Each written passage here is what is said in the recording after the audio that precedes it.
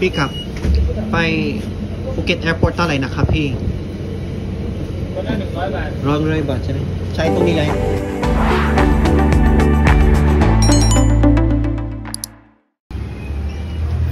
guys, sasakay tayo ng Phuket Smart Bus. Very ano siya,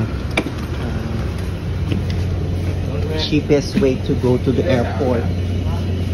And so first time ko siya guys. So yan, napaaga ang aking pick up papuntang airport. So ito yung tinatawag nilang Phuket Smart Bus.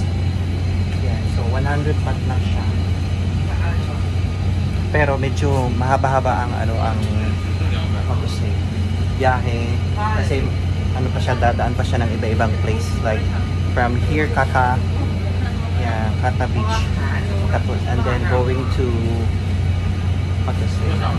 Karon, Patong, Kalim, and then Chiang Talay, something like that, para ma-reach ang Phuket Airport guys.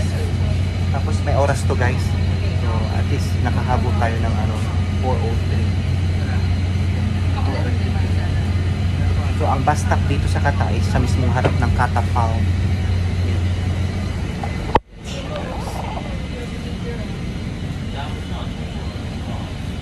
Yes.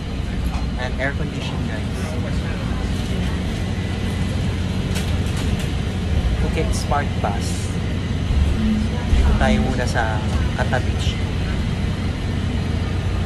Pick up ไปภูเก็ตแอร์พอร์ตเท่าไหร่นะครับพี่คนละ100 บาท100 บาทใช่ไหมใช้ตรงนี้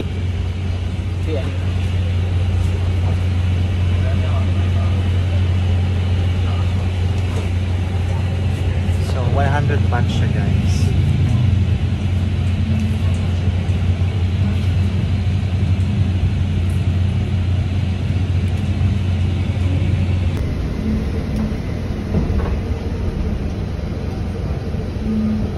So yan, nagpipick up sila.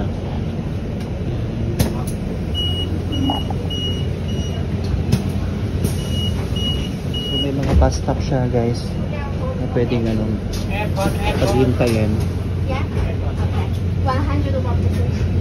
So guys, sabi ng driver pala, itong Phuket Smart Bus 100 baht ang fee.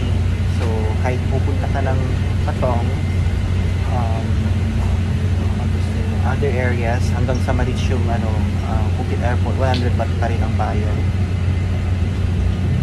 Kala ko ang pag Kata Beach going to Patong was mura, hindi pala.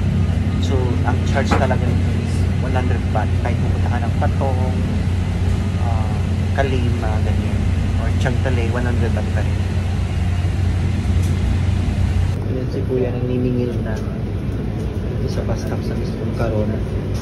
Isa na magbibigyan ng kita ni tsura ng